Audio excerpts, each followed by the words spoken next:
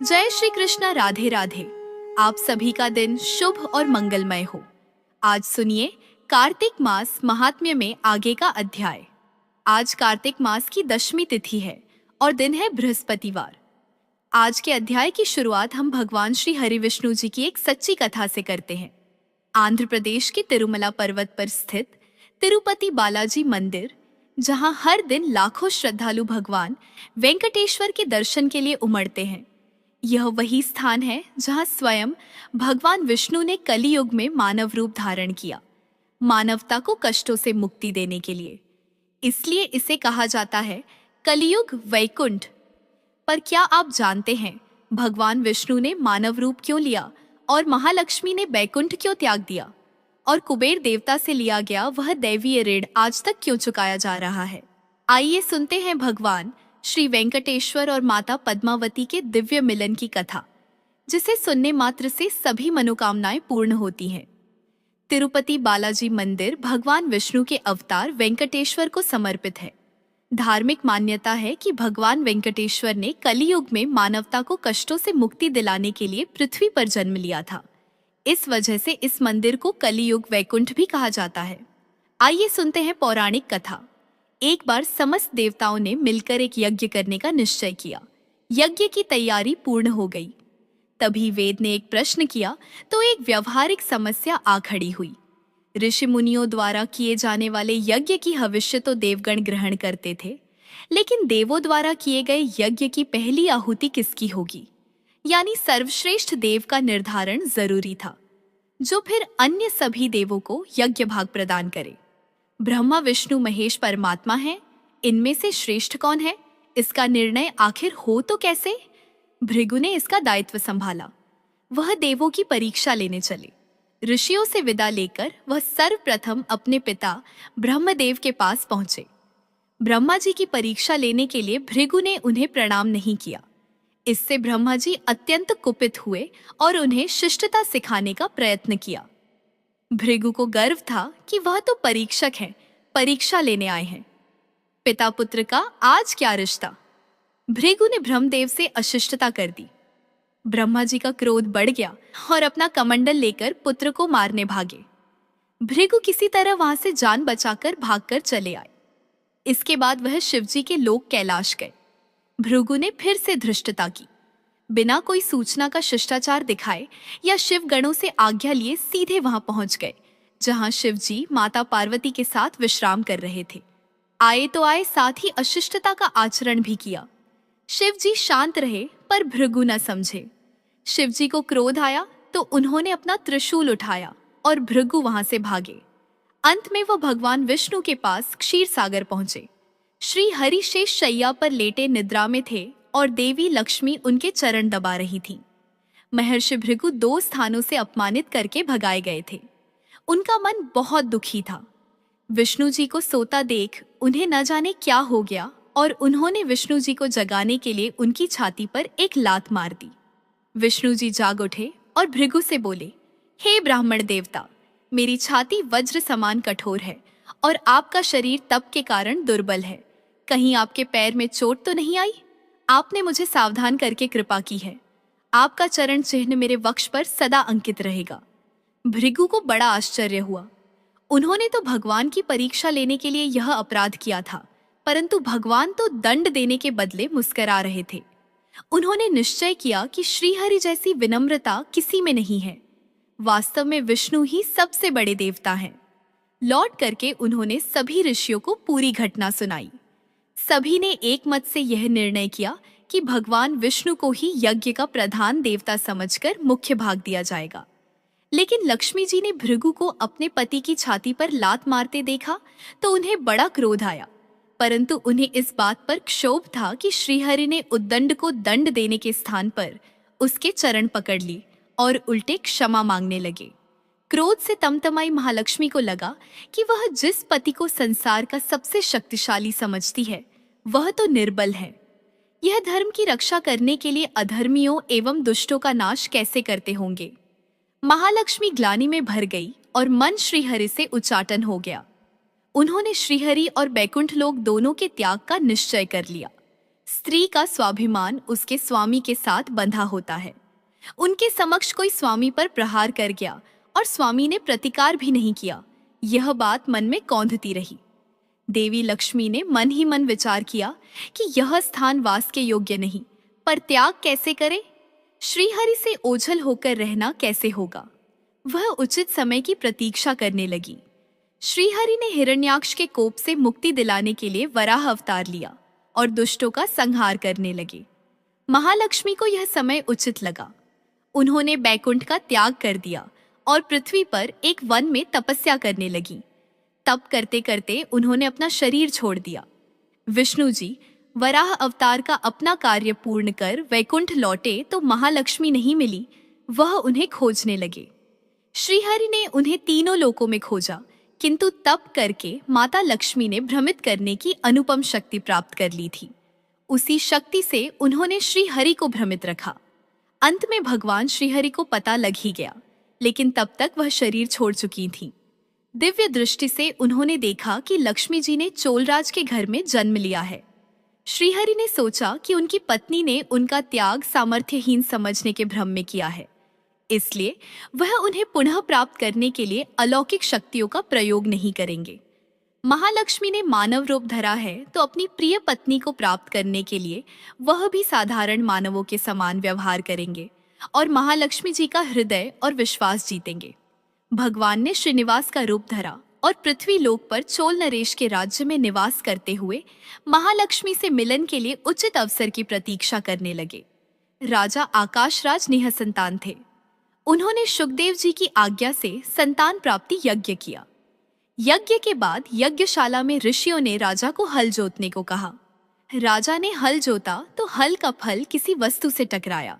राजा ने उस स्थान को खोदा तो एक पेटी के अंदर सहस्त्रदल कमल पर एक छोटी सी कन्या विराजमान थी। वह महालक्ष्मी ही थी। राजा के मन की मुराद पूरी हो गई थी। चूंकि कन्या कमल के फूल में मिली थी, इसलिए उसका नाम रखा गया पद्मावती। पद्मावती नाम के अनुरूप ही रूपवती और गुणवती थी, साक्षात लक्ष्मी का अवतार। पद्मावती विवाह के योग्य हुई। एक दिन वह बाग में फूल चुन रही थी। उस वन में श्रीनिवास बने भगवान विष्णु आखेट के लिए गए थे। उन्होंने देखा कि एक हाथी एक युवती के पीछे पड़ा है और डरा रहा है। राजकुमारी के सेवक भाग खड़े हुए। श्रीनिवास ने तीर चलाकर हाथी को रोका और पद्मावती की रक्षा की। श्रीनिवास और पद्मावती ने एक दूसरे को देखा और रींझ गए। दोनों के मन में परस्पर अनुराग पैदा हुआ, लेकिन दोनों बिना कुछ कहे अपने अपने घर लौट गए। श्रीनिवास घर तो लौट आए, लेकिन मन पद्मावती में ही बस गया। वह पद्मावती का पता लगाने के लिए उपाय सोचने लगे। उन्होंने ज्योतिषी का रूप धरा और भविष्य बांचने के बहाने पद्मावती को ढूंढने निकल पड़े। धीरे धीरे ज्योतिषी श्रीनिवास की ख्याति पूरे चोलराज में फैल गई। पद्मावती के मन में श्रीनिवास के लिए प्रेम जागृत हुआ। वह भी उनसे मिलने को व्याकुल थी, किंतु कोई पता ठिकाना न होने के कारण उनका मन चिंतित था। इस चिंता और प्रेम विरह में उन्होंने भोजन श्रृंगार आदि का त्याग कर दिया। इसके कारण उनका शरीर कृशकाय होता चला गया। राजा से पुत्री की यह दशा देखी नहीं जा रही थी। वह चिंतित थे। ज्योतिषी की प्रसिद्धि की सूचना राजा को हुई। राजा ने ज्योतिषी श्रीनिवास को बुलाया और सारी बात बताकर अपनी कन्या की दशा का कारण बताने को कहा। श्रीनिवास राजकुमारी का हाल समझने पहुंचे तो पद्मावती को देखकर प्रसन्न हो गए। उनका उपक्रम सफल हुआ। उन्होंने पद्मावती का हाथ अपने हाथ में लिया। कुछ देर तक पढ़ने का स्वांग करने के बाद बोले, महाराज, आपकी पुत्री प्रेम के विरह में जल रही है। आप इनका शीघ्र विवाह कर दें तो ये स्वस्थ हो जाएंगी। पद्मावती ने अब श्रीनिवास की ओर देखा। देखते ही पहचान लिया। उनके मुख पर प्रसन्नता के भाव आए और वह हंसी। बहुत दिनों बाद पुत्री को प्रसन्न देख राजा को लगा कि ज्योतिषी का अनुमान सही है। राजा ने श्रीनिवास से पूछा, ज्योतिषी महाराज, यदि आपको यह पता है कि मेरी पुत्री प्रेम के विरह में पीड़ित है, तो आपको यह भी सूचना होगी कि मेरी पुत्री को किससे प्रेम है। उसका विवाह करने को तैयार हूं। कृपया आप उसका परिचय दें। श्रीनिवास ने कहा, महाराज, आपकी पुत्री एक दिन वन में फूल चुनने गई थी। एक हाथी ने उन पर हमला किया तो आपके सैनिक और दासियां भाग खड़ी हुईं। राजकुमारी के प्राण एक धनुर्धर ने बचाए थे। राजा ने कहा, हाँ, मेरे सैनिकों ने बताया था कि एक दिन ऐसी घटना हुई थी। एक वीर पुरुष ने उसके प्राण बचाए थे। लेकिन मेरी पुत्री के प्रेम से उस घटना का क्या तात्पर्य है? श्रीनिवास ने बताया, महाराज, आपकी पुत्री को अपनी जान बचाने वाले उसी युवक से प्रेम हुआ है। राजा के पूछने पर श्रीनिवास ने कहा, वह कोई साधारण युवक नहीं है, बल्कि शंख चक्रधारी स्वयं भगवान विष्णु ही है। इस समय बैकुंठ को छोड़कर मानव रूप में श्रीनिवास के नाम से पृथ्वी पर वास कर रहे हैं। आप अपनी पुत्री का विवाह उनसे करें, मैं इसकी सारी व्यवस्था करा दूंगा। यह बात सुनकर राजा प्रसन्न हो गए कि स्वयं विष्णु उनके जमाई बनेंगे। श्रीनिवास और पद्मावती का विवाह तय हो गया। श्रीनिवास रूप में श्रीहरि ने शुकदेव के माध्यम से समस्त देवी देवताओं को अपने विवाह की सूचना भिजवा दी। शुकदेव की सूचना से सभी देवी देवता अत्यंत प्रसन्न हुए। देवी देवता श्रीनिवास जी से मिलने और बधाई देने पृथ्वी पर पहुंचे, परंतु श्रीनिवास जी को खुशी के बीच एक चिंता भी होने लगी। देवताओं ने पूछा, भगवान, संसार की चिंता हरने वाले, आप इस उत्सव के मौके पर इतने चिंतातुर क्यों हैं? श्रीनिवास जी ने कहा, चिंता की बात तो है ही धन का अभाव। महालक्ष्मी ने मुझे त्याग दिया, इस कारण मैं धनहीन हो चुका हूँ। स्वयं महालक्ष्मी ने तप से शरीर त्याग मानव रूप लिया है और पिछली स्मृतियों को गुप्त कर लिया है। इस कारण उन्हें यह सूचना नहीं है कि वह महालक्ष्मी का स्वरूप है। वह तो स्वयं को राजकुमारी पद्मावती ही मानती है। मैंने निर्णय किया है कि जब तक उनका प्रेम पुनः प्राप्त नहीं करता, अपनी माया का उन्हें आभास नहीं कराऊंगा। इस कारण मैं एक साधारण मनुष्य का जीवन व्यतीत कर रहा हूँ और वह राजकुमारी है। राजा की पुत्री से शादी करने और घर बसाने के लिए धन, वैभव और ऐश्वर्य की जरूरत है। वह मैं कहाँ से लाऊं? स्वयं नारायण को धन की कमी सताने लगी। मानव रूप में आए प्रभु को भी विवाह के लिए धन की आवश्यकता हुई। यही तो ईश्वर की लीला है। जिस रूप में रहते हैं उस योनि के जीवों के सभी कष्ट सहते हैं। श्रीहरि विवाह के लिए धन का प्रबंध कैसे हो, इस बात से चिंतित हैं। देवताओं ने जब यह सुना तो उन्हें आश्चर्य हुआ। देवताओं ने कहा, कुबेर आवश्यकता के बराबर धन की व्यवस्था कर देंगे। देवताओं ने कुबेर का आह्वान किया तो कुबेर प्रकट हुए। कुबेर ने कहा, यह तो मेरे लिए प्रसन्नता की बात है कि आपके लिए कुछ कर सकूं। प्रभु, आपके लिए धन का तत्काल प्रबंध करता हूँ। कुबेर का कोष आपकी कृपा से ही रक्षित है। श्रीहरि ने कुबेर से कहा, यक्षराज कुबेर, आपको भगवान भोलेनाथ ने जगत और देवताओं के धन की रक्षा का दायित्व सौंपा है। उसमें से धन मैं अपनी आवश्यकता के हिसाब से लूंगा अवश्य, पर मेरी एक शर्त भी होगी। श्रीहरि कुबेर से धन प्राप्ति की शर्त रख रहे हैं। यह सुनकर सभी देवता आश्चर्य में पड़ गए। श्रीहरि ने कहा, ब्रह्मा जी और शिव जी साक्षी रहे। कुबेर से धन ऋण के रूप में लूंगा, जिसे भविष्य में ब्याज सहित चुकाऊंगा। श्रीहरि की बात से कुबेर समेत सभी देवता विस्मय में एक दूसरे को देखने लगे। कुबेर बोले, भगवान, मुझसे कोई अपराध हुआ तो उसके लिए क्षमा कर दें, पर ऐसी बात न कहें। आपकी कृपा से विहीन होकर मेरा सारा कोष नष्ट हो जाएगा। श्रीहरि ने कुबेर को निश्चिंत करते हुए कहा, आपसे कोई अपराध नहीं हुआ। मैं मानव की कठिनाई का अनुभव करना चाहता हूँ। मानव रूप में उन कठिनाइयों का सामना करूंगा जो मानव को आती हैं। धन की कमी और ऋण का बोझ सबसे बड़ा होता है। कुबेर ने कहा, प्रभु, यदि आप मानव की तरह ऋण पर धन लेने की बात कर रहे हैं, तो फिर आपको मानव की तरह यह भी बताना होगा कि ऋण चुकाएंगे कैसे। मानव को ऋण प्राप्त करने के लिए कई शर्तें झेलनी पड़ती हैं। श्रीनिवास ने कहा, कुबेर, यह ऋण मैं नहीं, मेरे भक्त चुकाएंगे, लेकिन मैं उनसे भी कोई उपकार नहीं लूंगा। मैं अपनी कृपा से उन्हें धनवान बनाऊंगा। कलियुग में पृथ्वी पर मेरी पूजा धन, ऐश्वर्य और वैभव से परिपूर्ण देवता के रूप में होगी। मेरे भक्त मुझसे धन, वैभव और ऐश्वर्य की मांग करने आएंगे। मेरी कृपा से उन्हें यह प्राप्त होगा, बदले में भक्तों से मैं दान प्राप्त करूंगा जो चढ़ावे के रूप में होगा। मैं इस तरह आपका ऋण चुकाता रहूंगा। कुबेर ने कहा, भगवान, कलियुग में मानव जाति धन के विषय में बहुत विश्वास के योग्य नहीं रहेगी। उन पर आवश्यकता से अधिक विश्वास करना क्या उचित होगा? श्रीनिवास जी बोले, शरीर त्यागने के बाद तिरुपति के तिरुमाला पर्वत पर बालाजी के नाम से लोग मेरी पूजा करेंगे। मेरे भक्तों की अटूट श्रद्धा होगी। वह मेरे आशीर्वाद से प्राप्त धन में मेरा हिस्सा रखेंगे। इस रिश्ते में न कोई दाता है और न कोई याचक। हे कुबेर, कलयुग के आखिरी तक भगवान बालाजी धन, ऐश्वर्य और वैभव के देवता बने रहेंगे। मैं अपने भक्तों को धन से परिपूर्ण करूंगा तो मेरे भक्त दान से न केवल मेरे प्रति अपना ऋण उतारेंगे बल्कि मेरा ऋण उतारने में भी मदद करेंगे। इस तरह कलियुग की समाप्ति के बाद मैं आपका मूलधन लौटा दूंगा। कुबेर ने श्रीहरि द्वारा भक्त और भगवान के बीच एक ऐसे रिश्ते की बात सुनकर उन्हें प्रणाम किया और धन का प्रबंध कर दिया। भगवान श्रीनिवास और कुबेर के बीच हुए समझौते के साक्षी स्वयं ब्रह्मा और शिव जी हैं। दोनों वृक्ष रूप में साक्षी बन गए।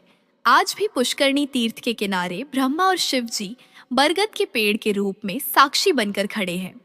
ऐसा कहा जाता है कि निर्माण कार्य के लिए स्थान बनाने के लिए इन दोनों पेड़ों को जब काटा जाने लगा तो उनमें से खून की धारा फूट पड़ी।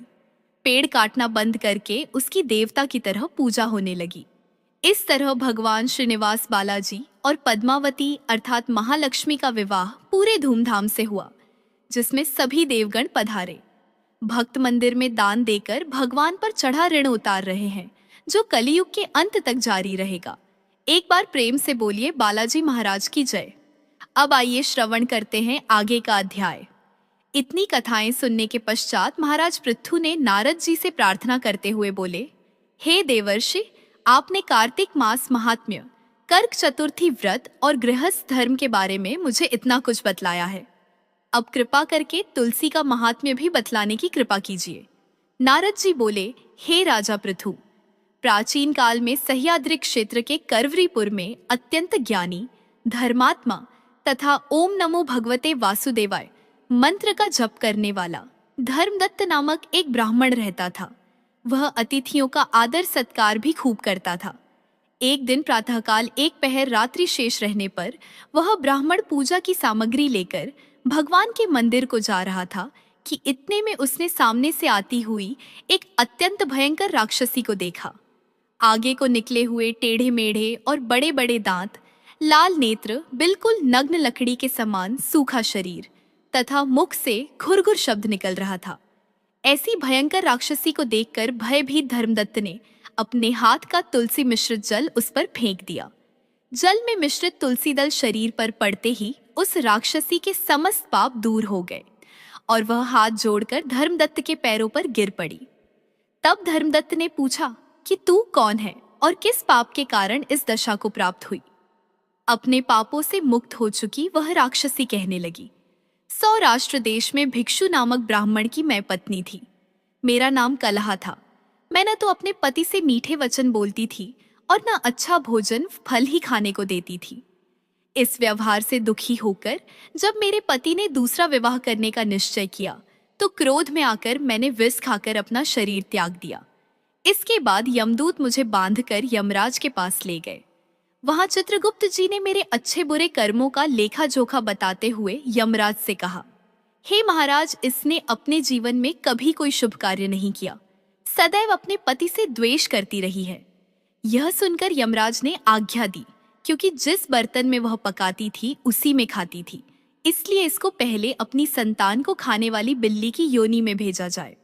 उसके बाद पति से द्वेष करने के कारण इसको विषता खाने वाली शूकरी की योनि प्राप्त हो। तदंतर क्योंकि इसने आत्महत्या की है, इसीलिए यह प्रेत योनि में जाए। सो महाराज, मैं 500 वर्ष से इसी योनि में फिर रही हूँ। भूख और प्यास से दुखी होकर एक वैश्य के शरीर में प्रवेश करके मैं कृष्णा और त्रिवेणी नदी के संगम पर गई। जैसे ही मैं नदी के तट पर पहुंची, विष्णु के दूतों ने मुझे वैश्य के शरीर से निकालकर बाहर फेंक दिया। वहां से घूमती फिरती मैं आ रही थी कि आप मिल गए। आपने तुलसी मिश्रित जो जल मेरे ऊपर फेंका है, उससे मेरे संपूर्ण पाप नष्ट हो गए हैं। अब कृपा करके इस प्रेत योनि से मेरा उद्धार कीजिए। राक्षसी से सारा वृतांत सुनने के बाद ईश्वर भक्त ब्राह्मण धर्मदत्त ने कहा, तुमको देखकर मुझे अत्यंत दुख हुआ है। मैं जानता हूं कि तीर्थ, व्रत, दान आदि सत्कर्म प्रेत योनि में नहीं हो सकते। तुम्हारे पाप अधिक तथा पुण्य बहुत कम है। इसलिए मैंने अपने जीवन काल में जितना कार्तिक मास का स्नान और व्रत किया है, उसका आधा पुण्य तुमको देता हूँ। इससे तुम्हें उत्तम गति प्राप्त होगी। इसके पश्चात ब्राह्मण ने ज्यों ही ओम नमो भगवते वासुदेवाय मंत्र पढ़ते हुए तुलसी मिश्रित जल से उसका अभिषेक किया, वह प्रेत योनि से मुक्ति पाकर अग्नि के समान दिव्य देह धारण कर लक्ष्मी के समान रूपवती हो गई। इसके बाद उसने ब्राह्मण को नमस्कार किया। तभी भगवान विष्णु के पुण्यशील तथा सुशील नामक 2 दूत वहां पर आए और उसको विमान में बैठाकर बैकुंठ को ले गए।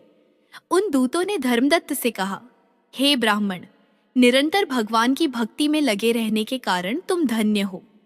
तुम्हारे द्वारा कार्तिक मास के स्नान व व्रतों का आधा पुण्य दिए जाने के कारण ही इसकी मुक्ति हुई है। हे विप्र, अपने इस त्याग, भक्ति और कार्तिक स्नान के प्रताप से कालांतर में तुम राजा के कुल में जन्म लोगे और अंत में वैकुंठ धाम को प्राप्त करोगे। राजा पृथु ने हाथ जोड़कर देवर्षि नारद जी से कहा, हे महाराज, अब भगवान की पूजा का महात्म्य सुनाने की कृपा कीजिए। तब नारद जी बोले, हे राजा पृथु, जो मनोविनोद अर्थात हंसी में भी भजन करता है उसको परम पद प्राप्त होता है। जो श्रद्धा युक्त होकर भजन करता है उसके महात्म्य का वर्णन नहीं किया जा सकता। इस संबंध में मैं एक अति प्राचीन इतिहास सुनाता हूँ, ध्यानपूर्वक सुनो। नारद जी ने कहा, कलिंद पर्वत पर दीर्घपुर नामक नगर में सुबाहु नाम का एक अत्यंत धर्मात्मा राजा राज्य करता था। वह प्रजा का पुत्र के समान पालन करता था। उसके धूम्रकेश नाम का एक पुत्र था जो अत्यंत दुराचारी, परस्त्रीगामी, चोर तथा जुआरी था। पुत्र के दुराचरणों को देखकर राजा सुबाहु ने उसे अनेक बार ताड़नाएं दी, परंतु वह किसी प्रकार नहीं माना। एक दिन खेलते हुए उसकी गेंद छोटी रानी के महल में जा गिरी। जब वह गेंद लेने के लिए महल में गया तो उसकी विमाता छोटी रानी उस पर मोहित हो गई और उन दोनों ने कामांध होकर भोग विलास किया। जब राजा को इस बात का पता चला तो राजा ने धूम्रकेश को प्राणदंड तो नहीं दिया, परंतु उसे अपने राज्य से बाहर निकाल दिया। अब राजकुमार वन में रहकर प्रतिदिन मांस मदिरा खाता पीता तथा रात्रि को वैश्याओं के यहाँ निवास करता। चोरी आदि करके जो भी धन वह प्राप्त करता सब वैश्याओं को दे देता। इस प्रकार अनेक वर्ष व्यतीत हो गए। एक समय वह भटकते भटकते वृंदावन में पहुंच गया। वृंदावन में धूम्रकेश ने सत्यव्रत नामक एक परम विष्णु भक्त को देखा जो अपना घर बार छोड़कर कार्तिक मास में वृंदावन में रहकर भगवान का पूजन करता तथा केवल कंदमूल और फल खाता था। वह भक्त प्रतिदिन भगवान से प्रार्थना करता, हे भगवान, इस दुखरूपी संसार में डूब रहे मुदीन की आप रक्षा करें। मैं राधा जी सहित आपको बारंबार नमस्कार करता हूँ। प्रेम मग्न होकर वह कभी कभी रोने, कभी गाने और कभी नाचने लगता था। धूम्रकेश ने उस भक्त की जब ये क्रियाएं देखी तो रात्रि को वैश्या के घर आकर मिट्टी की एक मूर्ति बनाकर वैसे ही सब कृत्य किए और अंत में स्तुति आदि करके वैश्या के घर में ही सो गया। देवयोग से राजा के दूत भी उसी समय वहां आ गए और उनके हाथ से धूम्रकेश मारा गया।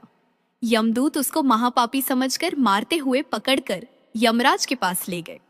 धूम्रकेश को देखते ही यमराज अपने सिंहासन से खड़े हो गए और पाद्य, अर्घ्य आदि देकर उसका सत्कार किया। फिर अपने दूतों को फटकारते हुए कहा, तुमको धिक्कार है। जब हमने यह आज्ञा दी हुई है कि विष्णु भक्तों को यहाँ पर मत लाओ, फिर धूम्रकेश को यहाँ पर क्यों लाए? उसने कार्तिक मास का व्रत वृंदावन धाम में चाहे हास्य ही में किया, फिर भी वह वैकुंठ में जाने का अधिकारी है। वैकुंठ में भेजने के पूर्व यमराज ने धूम्रकेश को अपने निकट बैठाकर कहा, भगवान की भक्ति 9 प्रकार की है। उनकी कथा सुनने से राजा परीक्षित, कीर्तन से शुकदेव, स्मरण से प्रहलाद, पाद सेवा से लक्ष्मी, पूजा से पृथु, वंदना से अक्रूर, दास्य भाव से अर्जुन तथा आत्मनिवेदन से राजा बलि जिस प्रकार परम पद को प्राप्त हुए हैं, उसी प्रकार चाहे हास्य से ही तुमने भगवान की पूजा की, मगर फिर भी तुम स्वर्ग के अधिकारी हो। यद्यपि अपने जीवन में किए गए पापों और दुष्कर्मों के कारण तुम घोर नरक के अधिकारी थे, परंतु क्योंकि तुमने कार्तिक मास में भगवान की पूजा की है, अतः अब निश्चय ही तुम्हें वैकुंठ प्राप्त होगा। कार्तिक मास में की गई भगवान की पूजा निरर्थक नहीं जाती। जहाँ पर भगवान शालिग्राम है वहीं पर गंडकी नदी तथा अन्य तीर्थ हैं। धूम्रकेश को शास्त्रों का कुछ भी ज्ञान नहीं था, अतः उसने हाथ जोड़कर यमराज से पूछा, हे स्वामी, भगवान सब नदियों को छोड़कर गंडकी को कैसे प्राप्त हुए? कृपा करके मुझे बतलाइए। यमराज ने कहा, किसी समय वेदशिरा नामक ऋषि सब लोगों के हित की कामना से गंगा जी के तट पर तपस्या कर रहे थे। उनके इस घोर तप से भयभीत होकर इंद्र ने ऋषि की तपस्या भंग करने के लिए मंजुघोषा नाम की अप्सरा को भेजा। मंजुघोषा उस रमणीक स्थान में क्रीड़ा करती हुई अपने रूप और यौवन का प्रदर्शन करके हाव भाव दिखाने लगी। फिर उसी स्थिति में उसने मुनि के चरणों का स्पर्श किया तो उनके रोमांच खड़े हो गए। तत्पश्चात मुनि को अपने वशीभूत जान मंजुघोषा ने अपनी दोनों भुजाएं उनके गले में डाल दी। तब क्रोधित होकर मुनि ने श्राप दिया कि तुम मुझे इस संसार सागर में डालने को उद्यत हुई हो, इसीलिए नदी बन जाओ। मुनि का श्राप सुनकर मंजुघोषा रोने और बिलखने लगी। उसने प्रार्थना करते हुए मुनि से कहा, हे मुने, मैं श्राप के योग्य नहीं हूँ, आप मुझे क्षमा करें। उसकी प्रार्थना से द्रवित होकर मुनि ने कहा कि जिस समय भगवान विष्णु वृंदा के श्रापवश शिलारूप होकर तुम में गंडकी में स्थित होंगे, तब तुम भगवान को धारण करने वाली होगी। इस प्रकार मेरे द्वारा दिया गया यह श्राप तुम्हारे लिए वरदान से भी अधिक श्रेष्ठ सिद्ध होगा।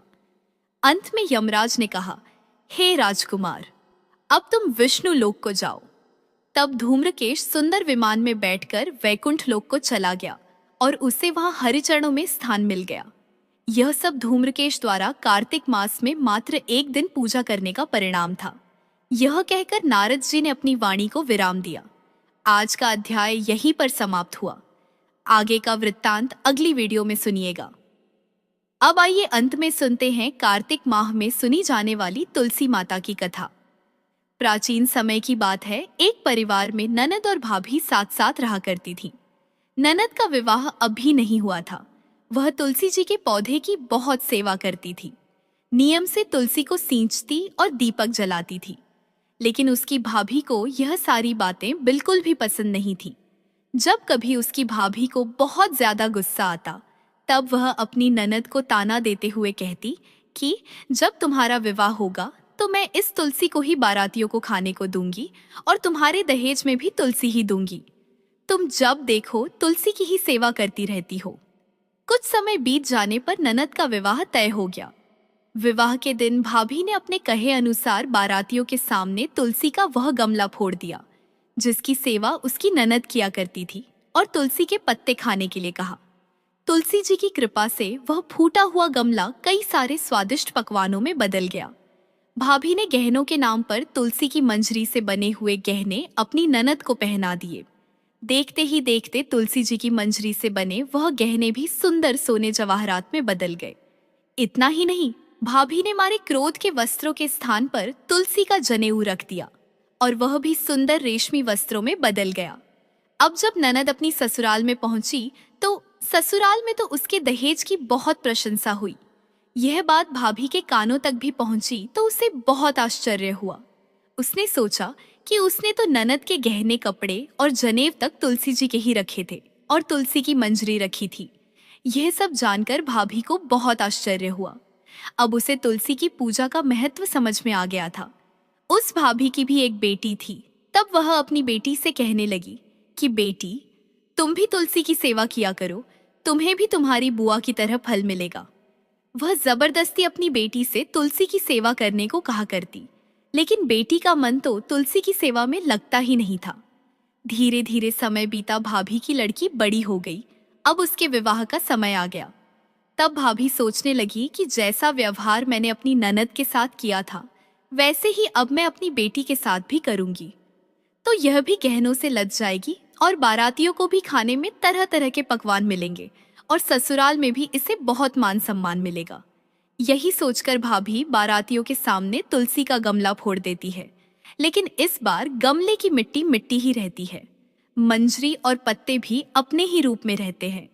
जनेव ने भी अपना रूप नहीं बदला। और जब भाभी ने सभी बारातियों को खाने में तुलसी के पत्ते दिए तो यह देखकर सभी लोग और बाराती भी भाभी की बुराई करने लगे। भाभी ने लालच में आकर अपनी बेटी के दहेज में भी तुलसी के पत्ते और मंजरी आदि रख दिए थे। जब बेटी अपने ससुराल पहुंची तो वहां पर भी उसकी बुराई ही हुई। भाभी गुस्से के मारे कभी भी अपनी ननद को नहीं बुलाती थी। एक दिन भाई ने सोचा कि मेरी पत्नी तो मेरी बहन को बुलाती नहीं है, क्यों ना मैं ही अपनी बहन से मिलकर आऊं। यह सोचकर उसने अपनी पत्नी से कहा और कुछ उपहार अपनी बहन के लिए ले जाने की बात कही तो भाभी ने थैले में ज्वार भरकर कह दिया कि यह लो और कुछ नहीं है, तुम यही लेकर जाओ। तब भाई बहुत दुखी मन से अपनी बहन के पास चल दिया। रास्ते में वह सोचता रहा कि कोई भाई भला अपनी बहन के घर ज्वार कैसे लेकर जा सकता है। यही सोचकर वह एक गौशाला के पास रुक गया और ज्वार का वह थैला उसने एक गाय के सामने पलट दिया। तभी एक ग्वाले ने यह सब देख लिया। तब ग्वाले ने आकर भाई से कहा कि अरे, आप गाय के सामने ये हीरे मोती और सोना क्यों डाल रहे हो? इससे तो घास डालनी होती है। तब भाई ने मुड़कर देखा तो वह हैरान रह गया। फिर भाई ने ग्वाले को सारी बात बताई और धन लेकर खुशी खुशी अपनी बहन के घर चल दिया। दोनों भाई बहन एक दूसरे को देखकर बहुत प्रसन्न हो गए। तब बहन ने तुलसी माता से सच्चे मन से प्रार्थना की कि उसकी भाभी को सद्बुद्धि प्राप्त हो जाए और तुलसी माता की कृपा से उनके घर में सुख, समृद्धि और धन के भंडार भर जाएं। तब कुछ दिनों के बाद देखते ही देखते भाभी का मन बदल गया और वह अपनी ननद को बहुत मान सम्मान देने लगी और अब वह भी सच्चे मन से तुलसी जी की सेवा करने लगी। तुलसी माता की कृपा से उनके घर में सुख, समृद्धि के भंडार भर गए। उनके घर में अब कलह क्लेश नहीं होता था और सभी सुख से रहने लगे। प्रेम से बोलिए तुलसी माता की जय। अब आइए श्रवण करते हैं तुलसी चालीसा पाठ। श्री तुलसी महारानी करो विनय सिर नाय। जो मम हो संकट विकट दीजय मात न शाय। नमो नमो तुलसी महारानी महिमा अमित न जाय बखानी। दिए विष्णु तुमको सन्माना जग में छायो सुयश महाना। विष्णु प्रिया जय जयति भवानी तिहु लोक की हो सुख हानि। भगवत पूजा करे जो कोई बिना तुम्हारे सफल न होई। जिन घर तव नहीं होय निवासा उस पर करहि विष्णु नहीं वासा। करे सदा जो तव नित्य सुमिरन तेहि के काज होय सब पूरन। कार्तिक मास महात्म्य तुम्हारा ताको जानत सब संसारा। तव पूजन जो करे कुमारी पावे सुंदर वर्ष कुमारी। करे जो पूजन नित्य प्रति नारी सुख संपत्ति से होय सुखारी। वृद्धा नारी करे जो पूजन मिले भक्ति होवे पुलकित मन। श्रद्धा से पूजे जो कोई भवनिधि से तर जावे सोई। कथा भागवत यज्ञ करावे तुम बिन नहीं सफलता पावे। छायो तब प्रताप जग भारे ध्यावत तुम ही सकल चित धारे। तुम्हें मात यंत्रन तंत्रन में सकल काज सिद्धि होवे क्षण में। औषधि रूप आप हो माता सब जग में तव यश विख्याता। देव ऋषि मुनि और तपधारी करत सदा तव जय जयकारी। वेद पुराणन तव यश गाया महिमा अगम पार नहीं पाया। नमो नमो जय जय सुख कारण नमो नमो जय दुख निवारणी। नमो नमो सुख संपत्ति देनी नमो नमो अग काटन छेनी। नमो नमो भक्तन दुख हरणी नमो नमो दुष्टन मद छेनी। नमो नमो भव पार उतारन नमो नमो परलोक सुधारन। नमो नमो निज भक्त उबारन नमो नमो जन काज समारन। नमो नमो जय कुमति नशावन नमो नमो सुख उपजावनी। जयति जयति जय तुलसी माई ध्याऊं तुमको शीस नवाई। निज जन जानि मोहि अपनाओ, बिगड़े कारज आप बनाओ।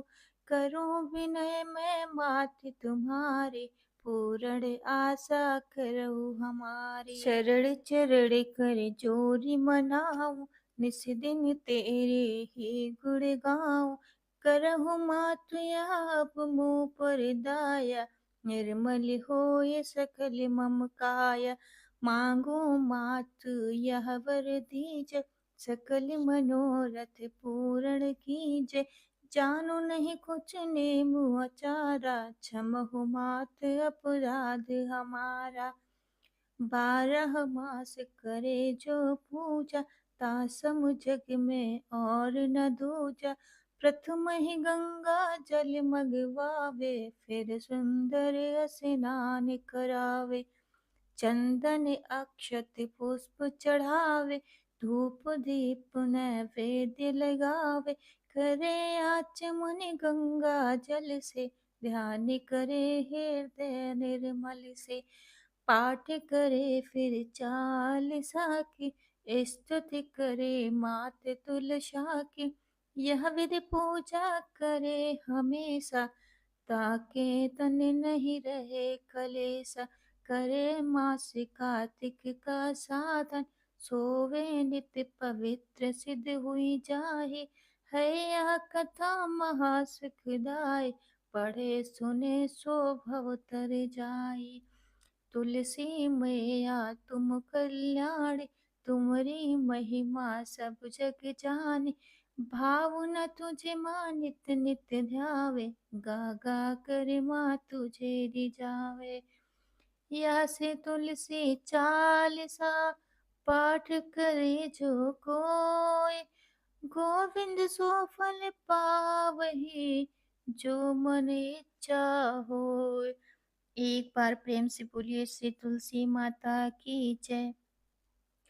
अब आइए सुनते हैं तुलसी माता की आरती। जय जय तुलसी माता मैया, जय तुलसी माता। सब जग की सुखदाता, सब जग की सुखदाता, सबकी वर माता। ओम जय तुलसी माता। सब योगों से वो पर, सब रोगों से वो पर। रज से रक्षा करके, रज से रक्षा करके, सबकी भव त्राता। ओम जय तुलसी माता। बटपुत्री है श्यामा, शौर्यवल्ली है ग्राम्या। विष्णु प्रिय जो नर तुमको सेवे, सो नर तर जाता। ओम जय तुलसी माता। हर के शीस विराजत, त्रिभुवन से हो वंदित। पतित जनों के तारणे, पतित जनों के तारणे, तुम हो विख्याता। ओम जय तुलसी माता। लेकर जन्म विजन में, आई दिव्य भवन में। मानव लोक तुम्हीं से, मानव लोक तुम्हीं से, सुख संपत्ति पाता। ओम जय तुलसी माता। हरि को तुम अति प्यारे, श्याम वरण सुकुमारी। प्रेम अजब है उनका, प्रेम अजब है उनका, तुमसे कैसा नाता। हमारे विपद हरो तुम, कृपा करो माता। ओम जय तुलसी माता। जय जय तुलसी माता मैया, जय तुलसी माता। सब जग के सुखदाता, सब जग के सुखदाता, सबके वर माता। ओम जय तुलसी माता। एक बार प्रेम से बोलिए श्री तुलसी माता की जय। आज का हमारा अध्याय यहीं पर समाप्त हुआ। मिलते हैं कल अगले अध्याय में। तब तक के लिए जय श्री कृष्ण, राधे राधे।